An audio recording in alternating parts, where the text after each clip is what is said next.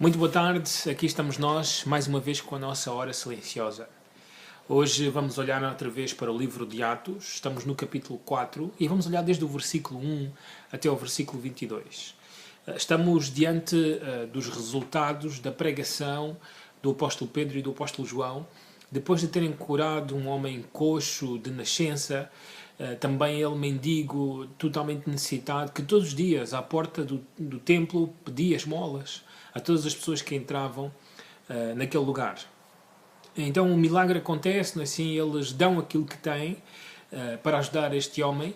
Este homem então é curado, salta, louva a Deus e surge então a oportunidade, a plataforma para pregar a palavra de Deus, o Evangelho. E assim é, eles pregam o Evangelho, claramente nós olhamos na pregação do apóstolo Pedro uma melhoria na sua eloquência, no seu discernimento também das Escrituras, como ele atribui várias passagens do Antigo Testamento à pessoa do Senhor Jesus Cristo, algo que nos faz pensar acerca das Escrituras na sua totalidade, que elas são uma mensagem acerca do Senhor Jesus Cristo. E hoje olhamos então para o resultado, aquilo que aconteceu, não é assim? Tanto ontem como hoje, o resultado daquilo que foi a reação dos líderes, a reação do povo em geral, diante da pregação do Evangelho. Agora, não há dúvidas, no início deste capítulo nós nos apercebemos que há um elemento que, vamos dizer assim, traz problemas para com aqueles que ouvem, que tem a ver com a ressurreição. Não é? Na mensagem do Evangelho nunca nos podemos esquecer de dizer que o nosso Senhor está vivo, Ele ressuscitou, não está no túmulo. E essa mensagem, não é assim, foi um ataque, foi uma afronta para os líderes de Israel, que na sua grande maioria eram saduceus, que não acreditavam na ressurreição dos mortos, não é assim, esse lado do judaísmo. Então, nós olhamos para a prisão do apóstolo depois de ter pregado o Evangelho. Não é assim? Isto traz uma mensagem por detrás, não é? Algo que eu e tu devemos saber em relação à vida cristã, em relação à pregação do Evangelho.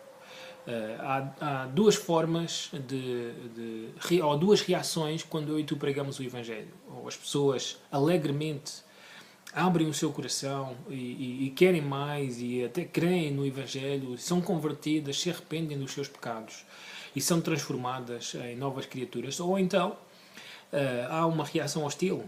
As pessoas rejeitam, as pessoas afastam-se de nós, as pessoas escarnecem de nós.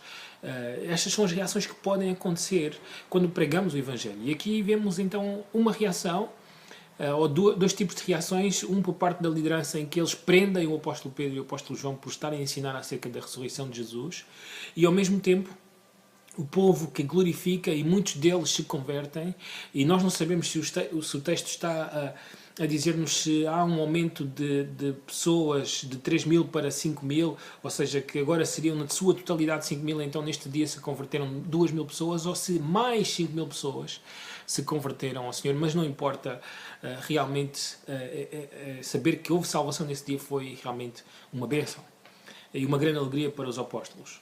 Então estes são os dois tipos de reações. Obviamente a reação negativa é aquela que nós nunca esperamos. E é muitas vezes aquela que nos faz desanimar, voltar atrás, não continuar a fazer o que temos que fazer. Não é assim? Muitas vezes pela reação dos nossos colegas no trabalho, dos nossos familiares, vizinhos, daquilo que eles poderão dizer, pensar de nós. Nós deixamos de fazer aquilo que temos que fazer, que é pregar o Evangelho. Muitos crentes vivem com medo de o fazer onde estão, onde normalmente habitam. Assim, mas o Senhor colocou-vos aí para que vocês sejam testemunhas e teremos que dar contas a Deus. Sempre penso que deve haver muito mais medo e muito mais vergonha quando nos encontramos com Deus de não ter feito o que devíamos ter feito, do que medo de dizer às pessoas que existe salvação no Senhor Jesus Cristo. Pois é, nós podíamos pensar então que a prisão iria amedrontar os apóstolos. Mas é incrível, quando passa a noite e logo pela manhã eles chamam os apóstolos, nós vemos alguns aspectos na vida de um servo, de um crente, um pregador do Evangelho, que devemos trazer para nós. Assim, a circunstância não os parou. Não é assim? A circunstância não fez com que eles deixassem de pregar o Evangelho. Aliás, uma das grandes lições que devemos aprender é usar toda e qualquer circunstância para pregar o Evangelho.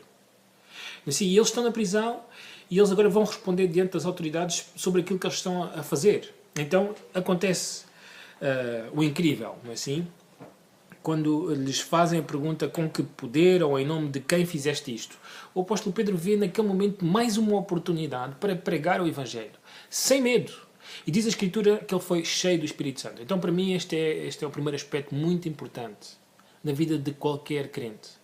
Assim, no sábado, o pastor Nicodemos, Augusto Nicodemos, ensinava que normalmente as igrejas disciplinam os crentes por fazerem coisas erradas. Mas normalmente não existe disciplina na igreja pelos imperativos das Escrituras. E ser cheio do Espírito Santo é um imperativo nas Escrituras, porque o apóstolo Paulo ordena, cheio do Espírito Santo, uma ordem divina de que todos os crentes devem ser cheios do Espírito Santo, devem ser controlados pelo Espírito Santo. Então isso é uma coisa que normalmente na igreja se deixa estar, não é assim tão importante, vamos esperar até que aconteça. Ou muitas vezes pensamos que ser cheio do Espírito Santo é um momento, uma manifestação incrível. Não. É uma ordem para o dia a dia, todos os dias. É uma coisa que deve ser contínua na vida de qualquer crente. Não é só dos pastores, dos apóstolos nesta ocasião, mas de todos os crentes, de todos os tempos, de todas as igrejas. Assim, então ele foi cheio do Espírito Santo, ou seja, controlado pelo Espírito. Nós podemos pensar que durante aquele tempo da prisão, neste inquérito diante das autoridades, o apóstolo Pedro e o apóstolo João estão a manifestar o fruto do Espírito. Estão a ser guiados pelo Espírito. Todas aquelas coisas que a Bíblia menciona acerca do Espírito Santo estão a acontecer neste momento na vida deles e podem também acontecer na nossa. Um segundo aspecto que nós vemos na vida do servo, não é assim?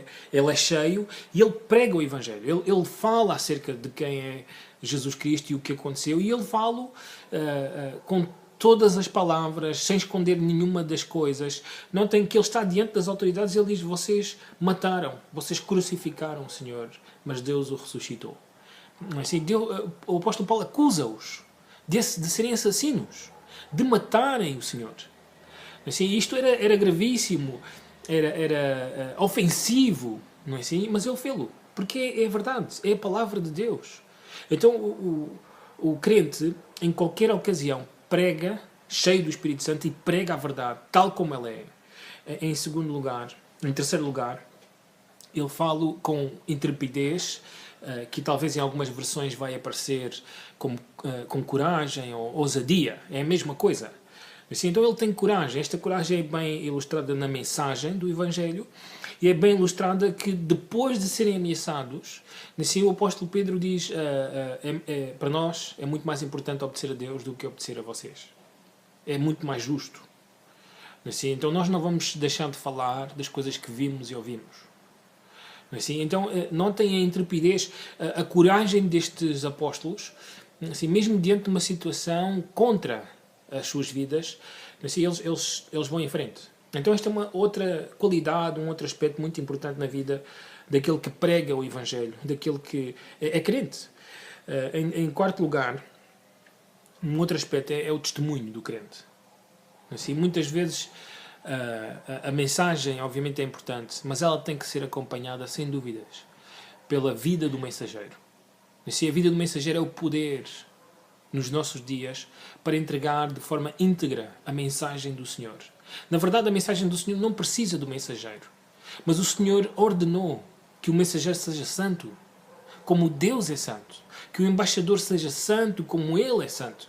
Então é muito importante entendermos que a nossa vida tem que manifestar o Senhor Jesus Cristo. As autoridades de Israel, eles reconheceram que eles tinham poder, reconheceram que eles tinham andado com o Senhor Jesus Cristo e reconheceram que até eram homens limitados, incultos e letrados, mas que por andar com o Senhor, por terem o poder do Espírito Santo, era inegável. Não podiam dizer nada em contra daquilo que tinha acabado de acontecer. E assim deve ser a vida do crente.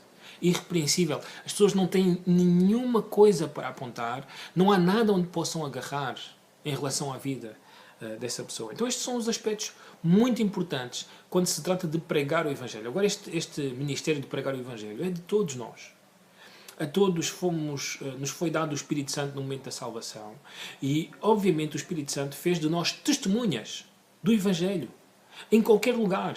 Então eu e tu, ao fazê-lo, temos que nos lembrar de todas estas coisas que são muito importantes no nosso dia a dia para pregarmos e levarmos o Evangelho. Agora, quando eu e tu fazemos todas estas coisas, acontece o que diz o versículo 21, que todos glorificavam a Deus. Este é o fim, esse é o propósito. Não é a nossa glória, não é que vejam que incrível é o Mário, como é que ele fala tão bem, é óbvio que ele anda com o Senhor Jesus. Não, não, não.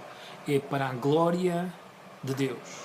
Esse é o objetivo. Este é todo um cenário onde Deus se está a manifestar e não há dúvidas, o fim não é a grandeza dos apóstolos, mas é a grandeza do nosso Deus, a sua glória. E isso é aquilo que tem que acontecer no nosso trabalho, na nossa família. Que as pessoas glorifiquem o nosso grande Deus. Que Deus te use como membro da Igreja Batista de Miratejo para fazer estas coisas de forma certa, de forma correta. Então ordenemos as nossas vidas para sermos legítimos pregadores do Evangelho. Que Deus vos abençoe. Boa tarde.